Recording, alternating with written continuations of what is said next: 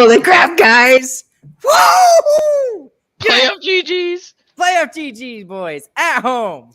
All right, welcome to Sarcastic Remarks. For those of you who don't know who we are, here in the center, that's me. My name is Ryan. Over to the left there is James, and over to the right is Christian. We want to thank you for joining us for the after-game review here tonight. This is for the game 3, is the Dallas Stars and the Calgary Flames. Stars win by a final score of 4-2 tonight. Before we get into the game tonight, guys, we got to use that promo code THPN for the next time you use the DraftKings app. We really appreciate it if you go and use that, and we appreciate them for being our sponsor. Any kind of initial observations before we get into a very special segment that Chris would like to introduce for tonight? No, I'm doing the special segment first, right off the bat. Okay. Coming at ESPN again. Station Shandon, suck it. He said Flames in 5. Chris Chelios, Flames in 5, suck it. Linda Cohn, Flames in 5, suck it. Ray Ferraro, Flames in 5, suck it. Leah Hackstall, Flames in 5, suck it. Hillary Knight, Flames in 5, suck it. Peter Lawrence Riddle, pick a last name, bro. Flames in 5, suck it. Steve Levy, Flames in 5, suck it. Sean McDonough, Flames in 5, suck it. Barry Melrose, Flames in 5, suck it. AJ Mlezko, Flames in 5, suck it. Dominique Moore, Flames in 5, suck it. Arda OL, I can't even say your name, dude. Flames in 5, suck it. Kristen Shelton, Flames in 5, suck it. John Tortorella, Flames in 5, suck it. All the ESPN analysts who said Flames in 5, they can all suck it. They're looking a little foolish right now. They definitely are, because if the Flames are going to win this series, it will have to go to 6 games. It will have to go to 6 games. But after Chris already did his little shame on ESPN suck it segment, I guess is what we'll call it, any actual observations other than the fact that ESPN is wrong? The Stars are still imposing their will on the Flames. I mean, the Flames have not gotten to play the game that they want to play at all yet this series. And the Stars are really taking it to them, and we could have easily won Game 1. I mean, you think about those posts that we hit in the third period of Game 1, it could easily be 3-0 right now. And everyone's saying, oh, boring hockey that the Stars are playing. Oh, Calgary's just not playing well. That's all garbage. All of it is just noise, and it's trash, and it's garbage. The Stars are imposing their will, and they're showing why they're a good playoff team. I'm tired of hearing all the Stars slander. Yeah. Yep. We got to pull this. Yeah, up I got wings. Yeah. I mean, victory wings. It was great. I actually didn't get to watch most of the game tonight, which I was a little upset about. But I walked in as the final seconds came in, but I got wings on my way home. So I'm glad that I get to eat them and be happy and not sad. Sad wings are the worst. Sad They wings really the are. worst, There, yeah. bro. And especially when they're really, really good wings, and it's, I mean, that's the worst kind. If they're sucky wings, it's whatever. But if they're good wings, like what kind of wings are those, James? So there's regular buffalo. I got mango habanero, and then they have this new flavor that they mix their buffalo hot with lemon pepper. It's pretty freaking good. Ooh, that does sound good. It's Anyway, really before I get good. too hungry, Ryan, what were your observations on the game? Everyone is underrating Jay Gottinger. Oh, yeah. Everybody 100%. is absolutely underrating Jay Gottinger. You couldn't ask for more from the guy right now. One of the goals, which we'll talk about, probably shouldn't have been counted in some of our opinions. We'll get to that. We'll get to that again. Yeah. And the fact that he in 3 games, he doesn't give up more than 2 goals. If your goaltender does that for you, you should win the game. Yep. And we've done now we probably should have won Game 1 based off of that, because they only scored 1 goal, and the 1 goal he let in was a fluke. And since then, he has been absolute dynamite. Absolute dynamite. Without a doubt, Jay Gottinger is the best player in this series right now. By far. He's outdueling Jacob Markstrom, who is having a Vezina caliber year. He's playing out of his mind right now. I think I think there is an argument for obviously Pavelski in there. He has both the game winners. Yep, so both game winners. And we knew exactly what that was going to happen. I mean, he has his points high for his career this season, and he's known for playing well in the playoffs. I mean, I think everyone saw this going, that he was going to be our best player, at least in the first series. Best skater. Sorry. Yeah, the best skater, yeah. But and the word for both of these players that you can use to describe them is clutch. Big time And clutch you time. have to be able to have players like this in the postseason in order to be successful. And both of these guys, one proven, one kind of unproven, but he's starting to make his way. We still got to dampen the pedal a little bit because it's only been 3 games, but so far so good for Jay Gottinger. And then we've almost come to expect this from Mr. Pavelski there. I mean, he did it in the 2020 bubble playoffs. Yep. When he really started, starting making himself known, because his first season in Dallas was kind of, it was, man, we're like, we spent $7 million on this. Yeah, and boy, has he ever responded ever since the 2020 bubble playoffs existed. And he continues to do it. Absolutely. And I was actually listening to the TNT broadcast, and they were just gushing over the fact that he's 37. He's had to completely kind of reinvent his game a little bit because he doesn't have the same speed that he has. But when you've got 2 guys who can kind of skate really well, and I don't care what people say about Robo, his skating is better than it was. I mean, you just have to make sure you're in the right spot at the right time. And Pavelski at 37, 2 goals on the night. Yeah. And the 2 clutch moments by the 2 players we're talking about, Joe Pavelski, game-winning goal after a bad power play. I mean, none of the power plays tonight were good still.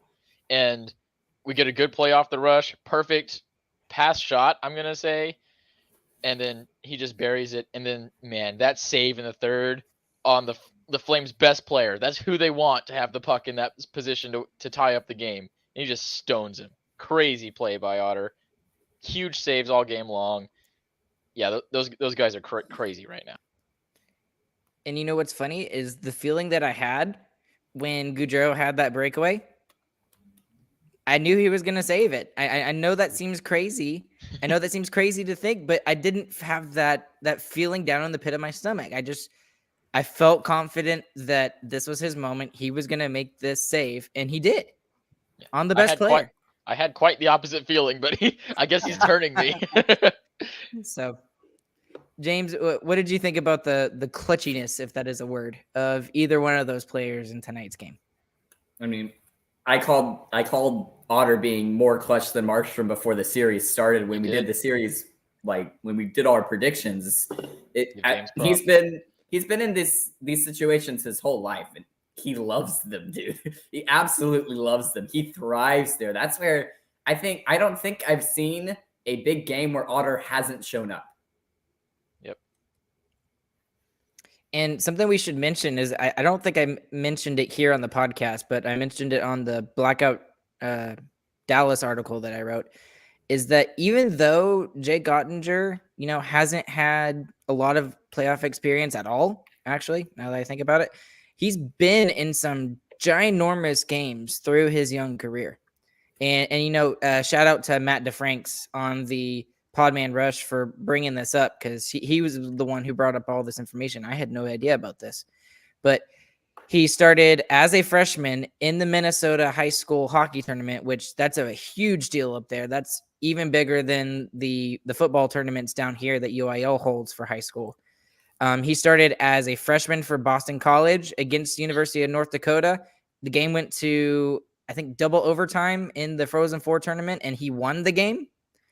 And then he also, was the goalie for Team USA against Canada in the World Juniors. So, I mean, and then obviously we saw the Vegas game. That was probably the biggest game of his career in the NHL. And he showed up and he won the game in a shootout. I mean, one of the, anxiety-filled moments that you could have. Oh, excuse me. And he took care of it. So should we be surprised that he made that giant stop like that? Or, should we not be surprised? Yeah, I guess we shouldn't be surprised anymore, because he's proven it, and he's proven that he can do it on the biggest stage too. So, okay, so we've kind of talked about it here a little bit, but do we want to mention biggest winner and biggest loser? Maybe bring up some other players other than Otter and Pavelski, because those are easy ones. I have one in my head, but do y'all have a different biggest winner maybe and different biggest loser?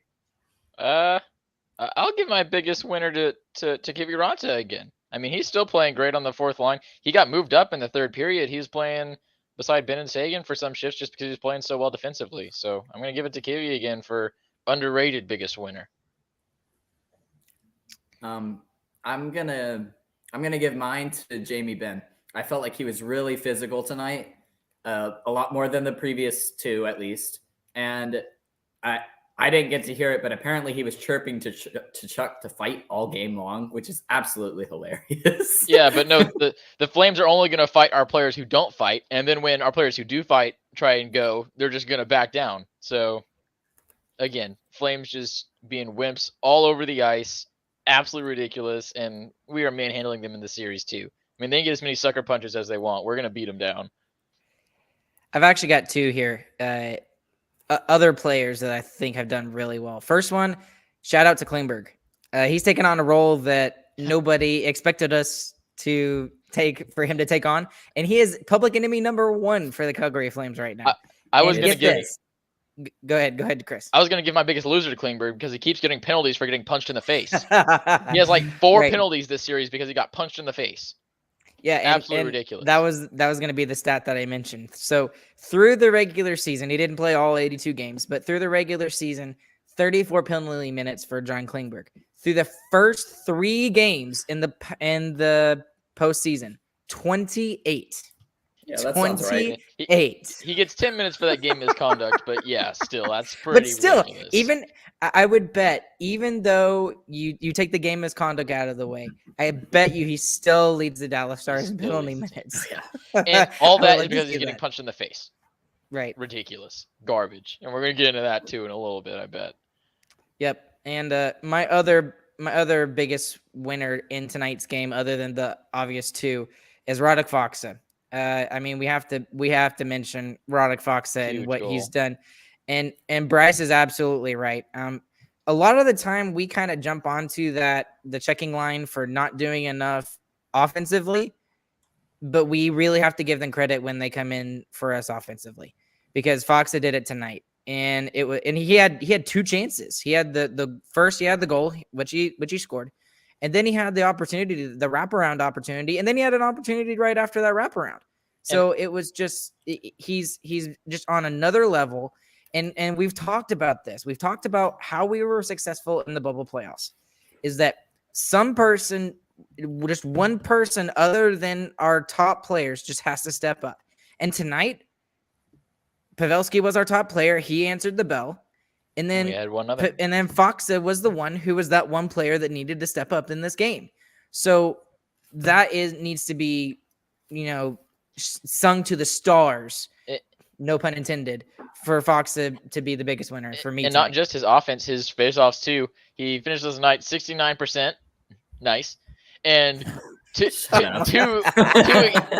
extremely timely faceoff wins in our own zone at the third period. Just they had their 6-on-5 time was nothing. A lot better. They had pretty much no chance because we just won all the faceoffs. That was great. He finished with 3 hits, 3 shots on goal, plus 1 block shot, and 120 on shorthanded, which he played very well on. So he had an awesome night. All right, biggest loser. Who did y'all have for a biggest loser in tonight's game? I already put Klinger, so this is to James. Okay. James? I got Matthew to Chuck because he has played 3 games. He's fought 4 times, right?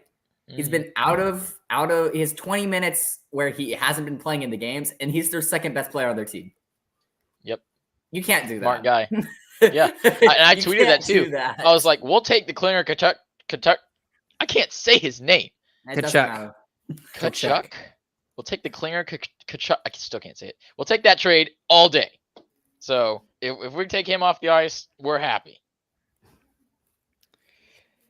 So for me, and I'm being real nitpicky here because it's hard to find something on the Dallas Stars side that was particularly bad because they played such a fantastic game. But I'm going to give it to Rope Hintz for one reason. And even though he scored the goal, and I have to give him credit for it. And again, I'm being really critical because I'm trying to find something to get on about. it's his face-off percentage. He was getting destroyed in the face-off circle tonight. I mean, 10%. That's really, really, really bad. I mean, So and again, it's fine because we won the game and on all that sort of thing. But for him, he's our first line center. We really, really need him to be winning more of those faceoffs. So it's good that we don't rely on him for defensive zone faceoffs because especially at the end of the game when Fox and Glendenning and I think even Sagan took one at one point. You know, it's a good thing he's not relied upon for that because that would have been really bad. But the other biggest loser that I had, and Chris, you kind of already mentioned this, it's a collection of players. It's the power play. In general, I was not impressed with the power play tonight. And it continues to be the entrances into the zone. Once they get set up, Calgary is very aggressive with their penalty kill, which is fine. And we've done okay with it. We've done okay, not great and not average, but okay. But what's frustrating is that they just cannot get into the zone. And whether they need to figure something out, whether it's, and they need to commit to it. So they can go one of three ways. And this is what was going through my mind. If you're going to commit to the dump and chase, you have to have two players go into the corner because you have to outnumber them before the puck gets there. And then, so that's one way. Second way is you carry it into the zone and let Rope Hintz, Miro Heiskanen, whoever do their dangleness and figure out how to get into the zone. The third one is a mixture of both. You can see sometimes when they go to the sideboards and they're right at the blue line, they pass it and it's like a little dangle to pass in and it goes all the way around. And that's fine too. But it doesn't seem like there's one particular of those three ways that works right now. So either they need to really commit to one of those three and really focus on getting one of those three, or they just need to try something else. Is that fair? The goal that was scored tonight makes me think that maybe we try and shoot more on the rush like that, and it makes them have to like respect kind of our rush chances, you know, and it maybe makes them less aggressive on the blue line and more worried about getting back and stopping those rushes. So maybe go for those more too. The other thing that I thought is that Klinger and Heiskanen still aren't being more offensive. We were hoping that would kind of spark up when the playoffs started. It's not really happening at all. I want to see them try and go coast to coast sometime because, I mean, they're amazing puck handlers. They can take it into the zone themselves. They just have to do it, and they can. So they need to give that a shot at least a couple of times. I'm going to jump on you because I disagree with you on Miro Heiskanen tonight. I saw him, especially in the third period. There were several times when he was really starting to get into the zone. The third period, and in the maybe a little bit in the first period, not so much in the second, but in the first and third, I really saw him trying at least. I just saw a lot more turnovers from him than usual. He had 3 or 4, which from Euro it's normally 0. So I think he just didn't have a great game overall, but he definitely tried to make up for it at the end. And that one that rang off the bar, oh man. I still don't know how the Stars are getting getting no luck right now. Mm-hmm. No ref help, no puck luck, and we're still winning these games. James, did you agree with any of my assessment there, or what do you think? Yeah, I really thought Miro started the game very well, but he seemed to just kind of disappear as the game went along. Of course, I'm like just listening to the game, so I kind of get different opinions than y'all on some of these. For instance, I have no idea what the power play looked like because there was nothing for them to talk about on it. So, yeah. Well, that tells you one thing. Right there. Yeah, I can only assume that it was awful. So, well, and if you didn't hear his name that much, that probably means he didn't have the puck that much. So it was mainly in the first period. Yeah. Well, and while we're talking about this, here's my thought because it just popped into my head while you were talking, Chris. Maybe we just need to do different ways with different power plays. So maybe take that Hintz, whatever combination of Hintz there is out there, those 5 guys, and do more of a dangleness, entry into the zone because sometimes that works for him. And then maybe you just do rush chances with the Hintz line. I don't know. And then when you've got like a Sagan, Garyanov, maybe Michael Raffel even would help in just getting the puck and getting the and I know you're giving me that look, Chris, but like Just Michael more of Ruffalo a power play. well, more of a I know I hate to say it, but Yeah. he's no got pay. he's got some physicality to his game. So Mhm. what I'm talking about is getting it deep into the corner. You know, they win the puck battle, and then he stands in front of the net, and two people stand in front of the net, or something like that. I don't know, but I know what something you needs mean, to be though. different. Yeah, the first unit being more skilled and the second being more physical. I think that's definitely valid, but it's not working right now. Even though we get a playoff or a power play goal, it wasn't really. It's kind of just a goal off the rush. So Eric saying that Bone says out of sync BS. They are clueless how to enter the zone. I think it's both. I mean, I think they're hand in hand, in my opinion. He's saying that they're, out of sync because they're not able to enter the zone correctly. And Out of sync might be an understatement, though. yeah, I mean, that's Yeah. especially because they just look terrible trying to a lot enter of into times the they zone. don't look like they know what they're trying to do. Like when you do Yeah. a controlled exit, you're supposed to be looking for a certain thing. And it doesn't seem like they're looking for anything. It just looks like they're like skating and like, oh, we'll figure it out, I guess. Mhm. So, anything in the first period that we really need to talk about? I said that More. sarcastically because I know Chris wants to talk about it. Yeah. More 4-on-4 penalties suck. Yeah. There was less though this game. There was That's less. better. There was less. But the thing that we're going to talk about is the goalie interference because that's ridiculous. Go ahead, Chris. Rant. Okay, well, obviously the first goal, Lucic just hits our goaltender and they just allow the play to go on. The key points that they made as to why it wasn't goalie interference is that Lucic tried to get out of the way, which I didn't realize trying counted for anything, but I guess it does now. It wasn't in the crease, which you totally see Lucic's skate in the crease during that interaction. And what was the other one? There was one more. Otter was out of the crease. Otter was out of the crease, which if 10% of his body being out of the crease counts as out of the crease, like, I mean, I don't know. He's not out of the crease. He's in his crease. He's in front of the net. He's playing his position. He's trying to move back. It has to be interference. I mean, the goal doesn't go in unless Lucic hits him. Lucic didn't get pushed in. How is that not goalie interference? I mean, and compared to the penalty that Raffle got last game in the first period for goalie interference, it's not even close. I mean, Markstrom is literally, his full body is out of the crease. That is out of the crease. And Raffle gets guided into him, and then as he tries to go for the puck, runs into the goalie. This one, almost his entire body, except for his foot, is in the crease. And Lucic has nobody touching him, skates right into him. And that's the only reason the goal goes in, and that's not goalie interference. It's ridiculous. And there's so much talk about it throughout the league because nobody knows what the rules are. Like, people say, oh, well, I think it should be that he has to stay in the crease. And like that, the rule doesn't say that, actually. It says that impedes the goalie from playing his position. Trying to get back in your crease, that's just playing your position. He's not out of position. So, and we talked about this before the playoffs started too, right, Ryan? How the unclearness of this goalie interference rule, it was going to lead to a big goal in a big playoff game, and it's going to piss a lot of people off. And there's two huge ones tonight. The other one is in Colorado and Nashville. Yeah. And that blew up their game. I mean, they had to challenge it because it's Colorado in the third period. It was 3-3 at that point. Yeah. That's their only chance, is to try and hang on for dear life.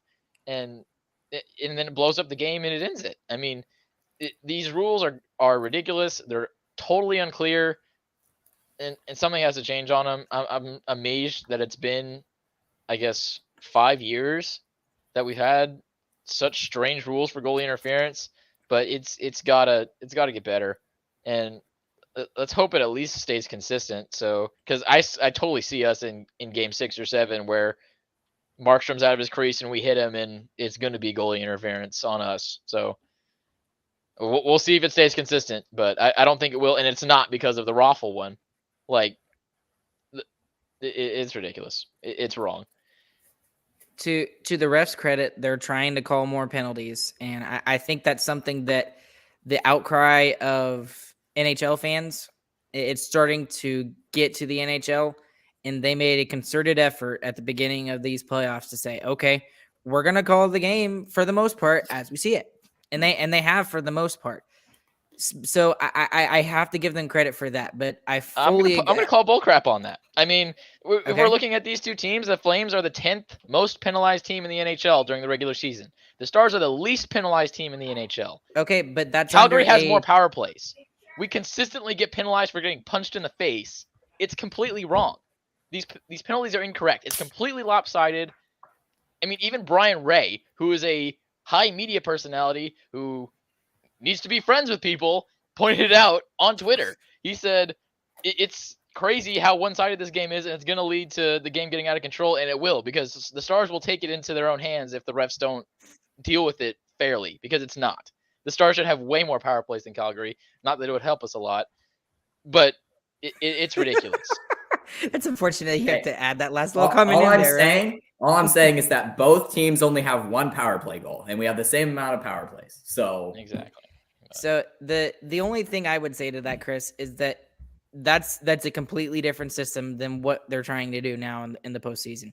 But It's not going to flip I'm not 180 degrees like that, though. That's but ridiculous. if that's what they're trying to do, and I think it is 180% flip, because they were only calling the No. really stupid obvious stuff, and now they're throwing four not on the refs. fours. The Stars and the Flames play.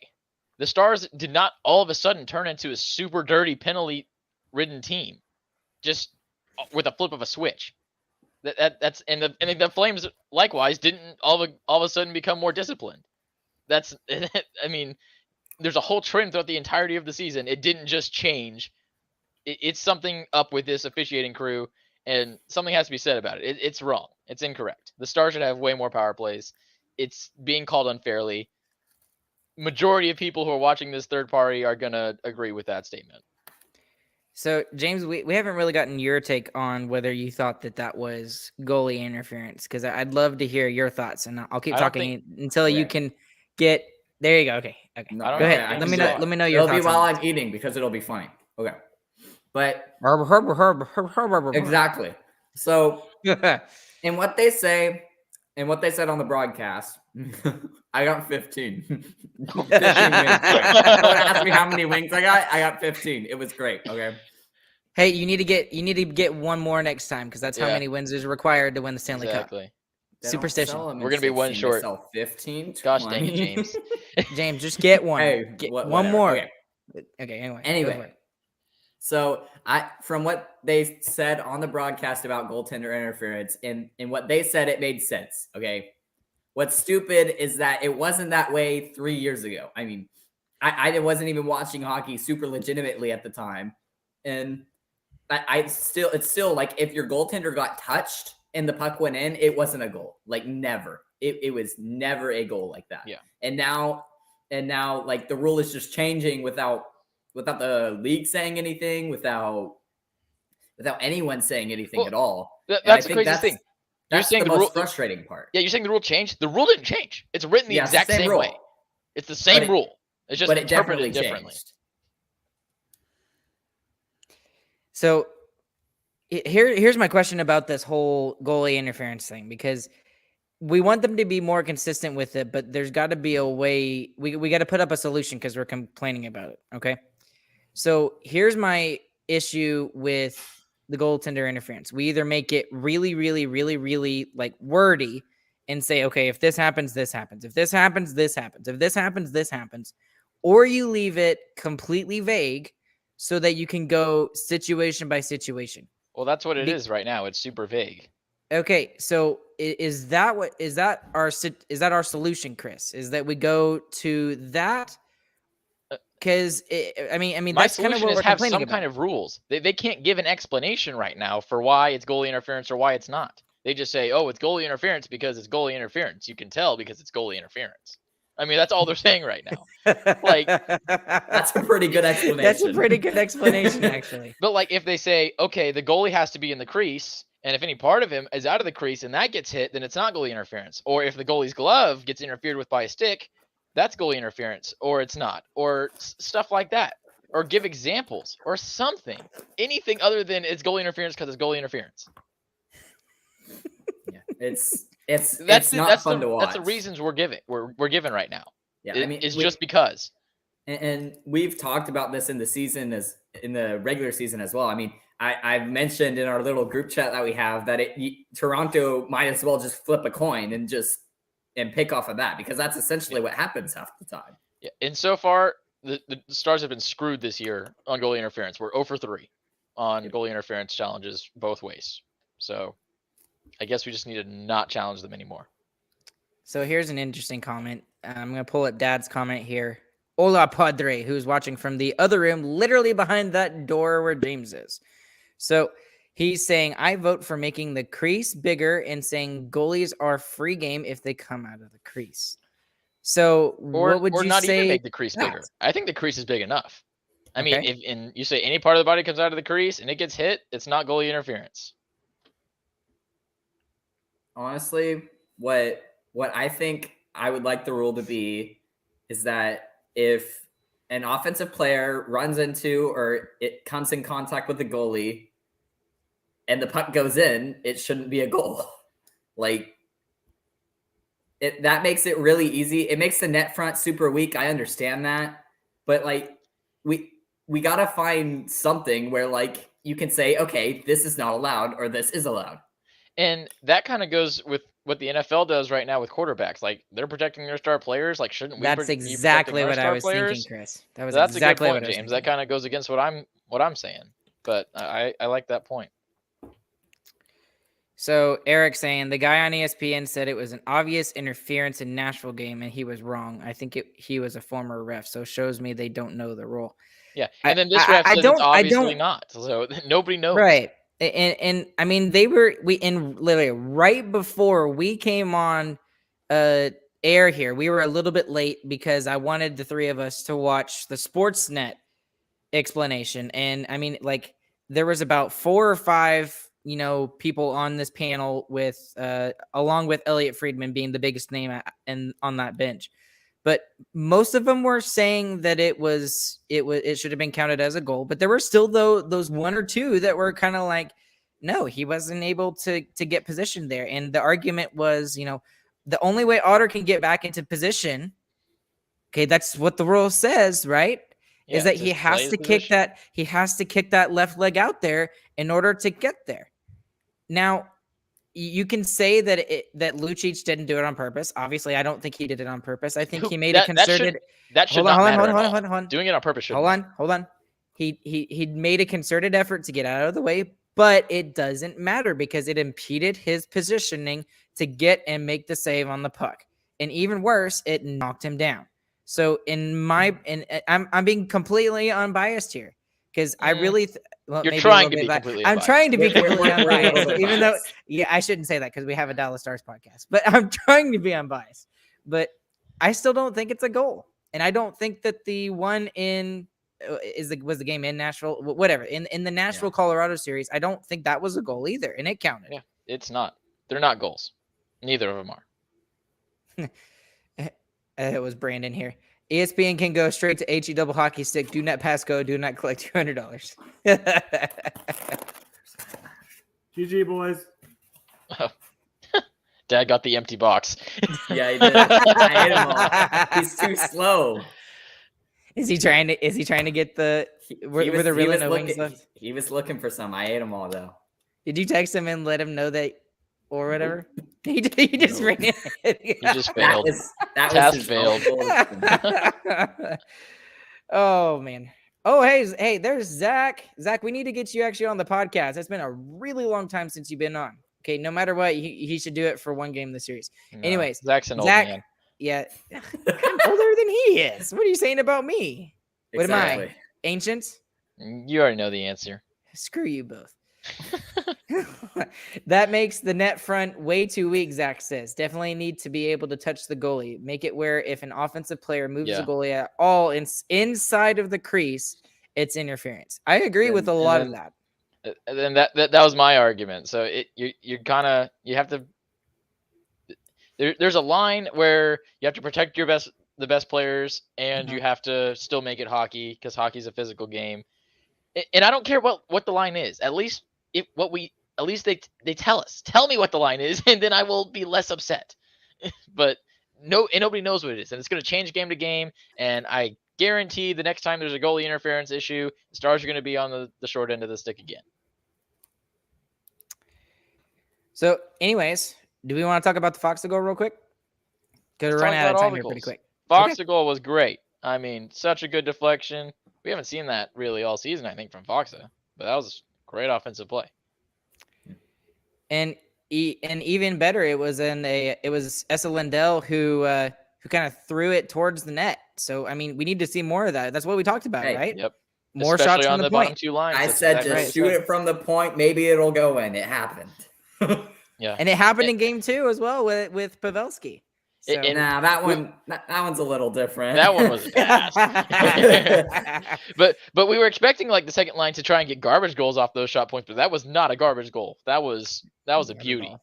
We haven't Not had at one all, bad goal agreed. yet, and we need to get one. So and then Trevor Lewis, that was the goal we've been talking about for a long time. Shouldn't have counted. Generally in the first period, what else do you think did you see from them in the first period? Anything else? I thought the Stars overall played good, and we got screwed by that call. And I thought a 1-0 lead would have been great. That would have been perfect for how we played that. But yeah, I think we got screwed. We were easily the more physical team in that period. I think, if I'm remembering correctly, the hits were like 19-5 in favor of the Stars. So exactly what Calgary did to us in the first period, we did to them in the first. I think there's a scoring discrepancy there, but that's well, okay. I mean, we but obviously had more hits than them. It's both ways. I'm comparing it to the other Calgary first period they had.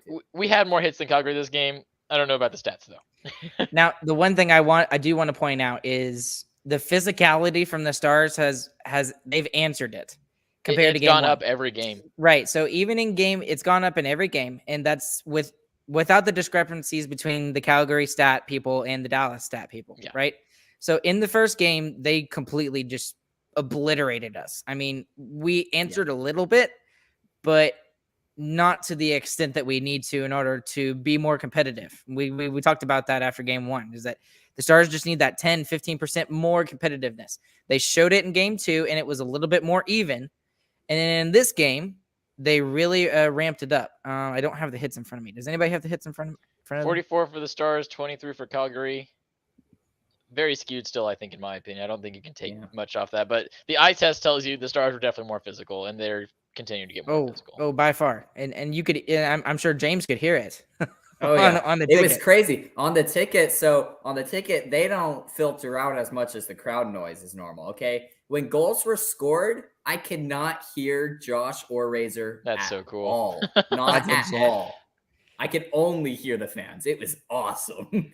And go ahead and pull up Brandon's comment about the AAC. The AAC was live as it ever has been tonight, and it's been over 3 years, and we forget about that because the whole 2020 bubble playoffs were in Edmonton, and so no Stars fans got to be a part of that, unfortunately. Yeah, and just the fact that we got to experience that and watch the American Airlines Center be as bonkers as it was absolutely amazing. I loved it. And that without a doubt helped, especially in the third period. Standing for the last minute, you need to stand and scream for the last minute. Because even when it's in our zone, just screaming at them. I mean, 12th man at Aggie Land, we scream when the other team's on offense. We can start doing that. That would be awesome. But anyway, they were electric all night, and we showed up the Calgary fans by being less boo-hooey. I mean, Calgary had all the calls, got more power plays in their 2 games at home, and still whined more than we did. So I don't know, man. All right. Well, going into the second period, there were 2 goals. First one was by Elias Lindholm, who has been very good this series. And unfortunately, it's that first line making making themselves known in the second period. And it's from Gaudreau and Tkachuk. So all 3 of those guys get on the board on the score sheet. And I thought it was a great shot. I mean, I really did. Lindholm with the shot. I mean, you can't blame Otter for that one, and it was just a great shot by Lindholm there. I don't know what else to say about it. Yeah, I mean, it's a good shot. I can't even recall it right now, honestly. James thoughts? James thoughts? Yeah. I definitely was able to watch the highlights before I got here. That's a lie. I wasn't able to watch the highlights, but that's okay. I mean, that's their first line's first 5-on-5 goal. That's easily a win for the That's true. Stars, holding them to one. Yeah, 5-on-5 one 5-on-5 goal in 3 3 games for the best 5-on-5 line in the league. Yeah, That's A+. And that goes to show you that that's just exactly what the Stars do. I mean, they're getting back to their team defense that it seemed like we got away from a little bit in the regular season. We definitely did. So I'm watching the goal right now. It was actually a really bad turnover behind the net by Studenich. And it was Gaudreau with a behind the net pass. It was a backdoor pass, and Elias Lindholm was just right there, and it was just a one-timer right in front of Otter. So, yeah. I mean, really. So, but that was the first. So that would make it 2-1, and that's when I got really frustrated. I was just like, dude, we're playing well. Yeah, we're getting outshot, but that's to be expected because that's how Calgary plays. And then who else would get the next goal? Joe Pavelski. But Mr. Joe Pavelski. The guy at 37, I'm going to keep saying it because it's absolutely incredible. At 37 years of age, scores a clutch goal for the Stars halfway through the period, which allows them to tie the game 2-2. Yeah, you can tell which player on our team wants a cup the most. It's Joe Pavelski. I don't even care about the rest of the Stars. You know, Jamie Benn, Tyler Seguin, Otter. I just want to get it for him because he has shown so much through like the last 2.5 years. Well, I mean, ever since he came to Dallas, other than maybe the regular season, you could argue, but he's been so good. And I mean, and what's funny is they were talking about this on the TNT intermission, in the second intermission. They were talking to Paul Bissonnette, Biz. Paul Bissonnette's 37, and he's sitting in in a booth. So very different considering, you know, how their careers have kind of split off. Paul is now in the booth. Pavelski is still playing, but I don't know what else to say other than he's Captain America, Captain Clutch over here. Brandon mentioning it, so just yeah. Speaking of Paul Bissonnette, on game 2, he just said the Flames were bad, and that's why the Stars won, and they only barely won. Were they bad again tonight, Paul? Come on, buddy. They just played 3 bad games straight. That's what it was, definitely. Stars aren't good at all. Right. Idiot. I knew that was coming. What did y'all think about the play through the second period? I thought it was pretty even. The first period, I think the Stars had the slight edge. Second period, I think Calgary had the slight edge. So yeah, it's a great hockey game.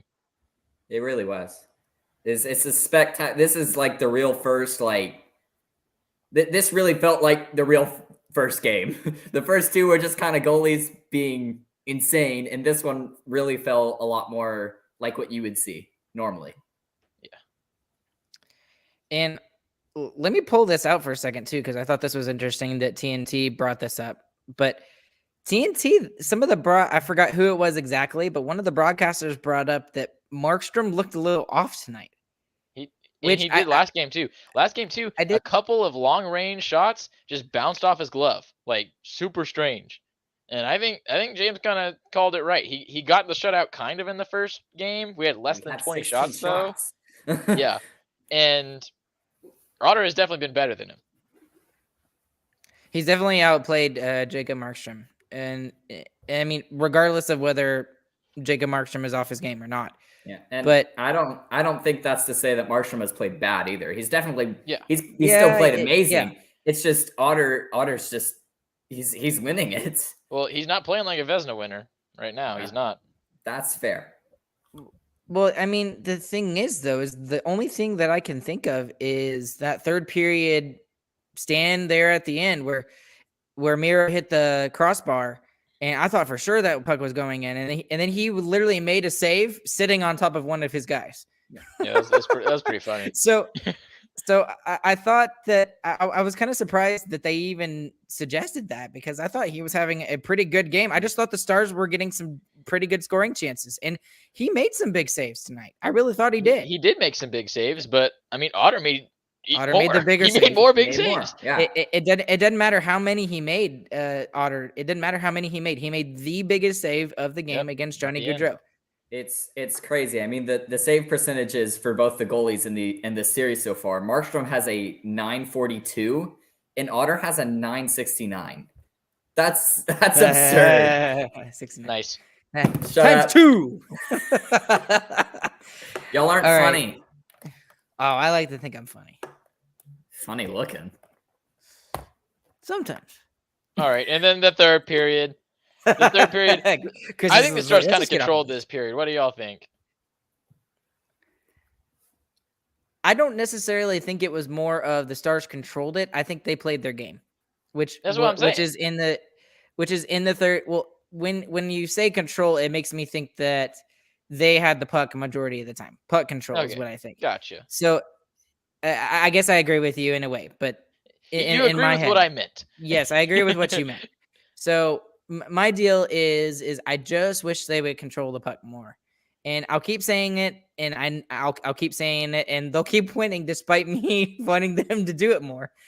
But they only had like the one or two big chances other than the goal in the third period.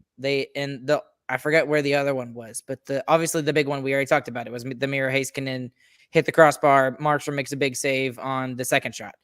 Well, So I just had wish I would see that more. Big time offensive pressure in those first 10 minutes, though, too. I mean, we were in their zone a lot. We didn't have. I agree, we didn't have like a obvious standout chance, but Calgary definitely didn't have that chance at all. And I thought we were in their zone more than they were in our zone in the beginning of that third period, at least. James, what did you think about that? Yeah. I mean, they definitely had the puck more, but I don't think they had any more dangerous chances. Like for sure, I think we probably outchanced them even early in the third, at least. Oh yeah, we absolutely outchanced them for the entirety of the game. Well, so here's the thing. So Zach actually had a comment earlier about high danger chances. Sorry, words are hard. And it was 16-15 in the Stars' favor. I'm assuming he's getting that from Owen Newkirk on Twitter, but he could be getting that from somewhere else. That's natural stat trick. Natural stat trick. Okay, so that was the other, because you normally pull that up too, Chris. But I mean, I thought it was a pretty even game overall. The Stars just got the power play at the right time, and we finally score on a power play. We should actually mention the fact that the Stars were 0 for 10 before they scored the goal, and now they're 1 for 11. So, I mean, we mentioned how bad, the actual structure and watching the power play was, but I don't think we mentioned that stat. So. But, I mean, like we said, in order for the Stars to be good against this Calgary team, we have to beat them in special teams. So, Zach says natural stat trick. So, yeah. And what's crazy is that with this game, we passed them in power play now, and we passed them in penalty kill. Just barely, literally barely, by the skin of our teeth. But we passed them in both, in both stats. It's absolutely insane what this series is doing. I mean, neither team can score any goals. It feels like. Yeah, and 3 goals is pretty good for the Stars, in my opinion.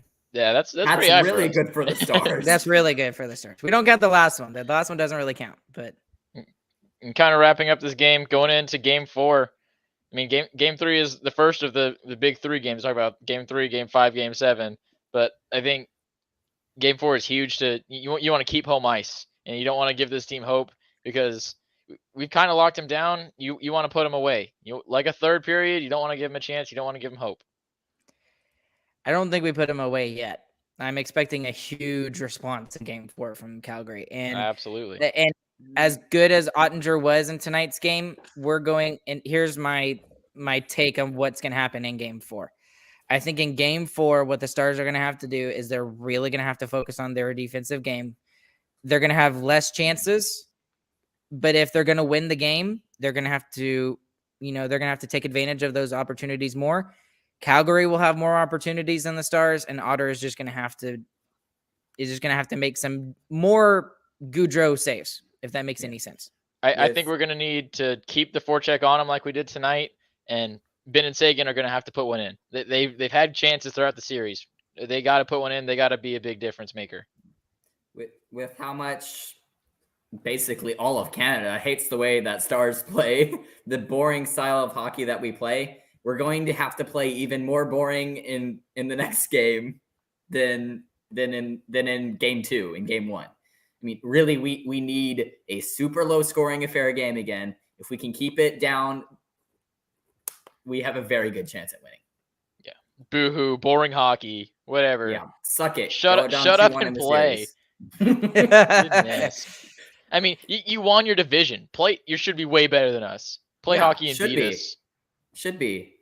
Tired of all this trash Star slander, all the garbage comments, freaking ESPN saying we're going to get swept in 5 games. More than 50% said we would lose in 5 games or less. Yeah, and and it's already that at proven the wrong least after won't 3 happen. games. Yeah, at Yeah, the least already won't proved happen. wrong after 3 games. Idiotic. All this Star slander is crap. And And the we're Stars were coming still in after game everybody 1. right now. Yeah. The Stars were And- still in game 1, even though they weren't Yeah. playing like all that well. Easily They were could have still won in game it. 1. Yeah. Easily could have won it. And there was, I think I was listening to the Steve Dangle podcast, and they did mention, at least Steve did. He's like, the Stars are not a bad team. Their spot in that they landed in the regular season does not really show what type of team they are. And we've kind of proved in these last 3 games that our team really is built for the playoffs. Yeah. And that's something that we didn't know if that was true, just based off of the one run we had in 2020. And we're coming in here and we're taking, I mean, I know it's only a 2-1 series lead, but it's still, you're giving the best team in the other division a really good run for their money right now. Yeah. And all Flames media, and the reason I'm so pissed off is because all the Flames media after the second game, like, there's like no panic at all. They're like, oh, the Stars just made these games boring. We'll come out in the third and blow them out. They're not a good team. They're a one-line team. Don't even have a good starting goalie. He's basically a rookie. All this is trash. They're all idiots, and now they're going to be shaking in their boots. So wake up, Calgary media. We're coming at you guys. And, shout out really quick to the guys of Game Over Calgary. They're doing a fantastic job. I mean, right after our episode here, James and I actually went and watched the whole episode of after game 2. And, I mean, I don't know about you, James. I'm going to go do the same thing again right after we're done here because I'm curious to see what they have to say. Because, Chris, maybe you're right, or maybe there's I bet they're going to be more scared. I mean, obviously they're going to be more scared. Definitely. Last game they were talking more about Calgary mistakes than Stars being able to shut them down. I mean, they truly believe that Calgary is just choking again, and I don't think that's the case. I really don't. We are outplaying them right now. We might have outplayed them in today's game. In game 2, it was more even in my opinion, and we just took advantage and shut everything down. And Otter said, "Nothing's getting behind me." In game one, we made more mistakes in that game, in my opinion. Yeah. And I thought Calgary played a better game in game 1. So that's just me. But like even that, they don't believe that we shut down basically at all in game 2. They just believe that their top line failed them again. Yeah, and they don't believe that we're imposing our game plan, which we totally are. Our game plan is to keep the game tired and to keep it out of their top line's hands, and we're totally doing that correctly, and we're applying all that pressure, and no one's giving us credit. Everyone's just talking about Calgary. We're going to start talking about the Stars soon. Anything else, guys? GG, boys. There we go. There it is. GG. All right, guys. We're going to cut it here tonight. Please go and check out StarcasticMerchShop.com. We got our first phase of our merchandise. It's been up there for about a month and a half. The shirt's Chris is wearing 3-0. one of those shirts right there. Yep. I actually wore mine on the bus coming home from San Antonio after a band trip. So, They're good luck. they got to have good luck. We need more good luck. Please, because I'm still scared. It's Calgary. I'm still scared. Yes, definitely. We need all the superstition we can get. With everything that we've said, the second the Stars let this series open up, we're screwed. It can blow up. It can go. It can blow up fast. Yeah. Right. So more good luck. Yep. So yeah, go buy yourself a shirt so you can help us with our superstition, please. And then I'm mostly just joking. You don't have to, but we would appreciate any kind like you of support to. that we would like you to. We would appreciate any support you guys give us. And then I also as well, you can follow us anywhere you have social media. We're everywhere. I mean, I think the only thing we don't have is TikTok right now, and I've been working on that for like 6 months and still haven't done it. I'd be so good at So- TikTok, bro. Yeah, maybe you can be put in charge of that, Chris. So And share then, our podcast. Put it on all your Facebook groups and your group chats and whatever. yep. And then if you're listening to this right now and you're listening on the podcast side, we appreciate if you would leave us a review, whether that's on Spotify, Apple Podcasts, Stitcher, Google, Amazon, whatever, wherever you're listening, we'd appreciate it. And along with James and along with Chris, my name is Ryan. We'll catch you guys on the flip side. We hope you guys have a good, fantastic evening, morning, whenever you're listening. Bye.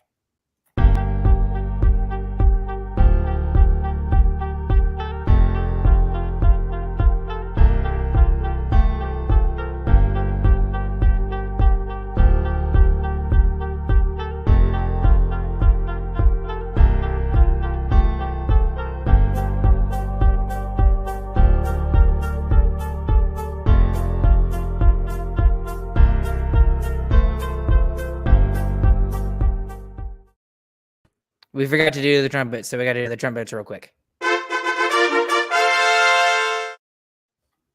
Bye, guys.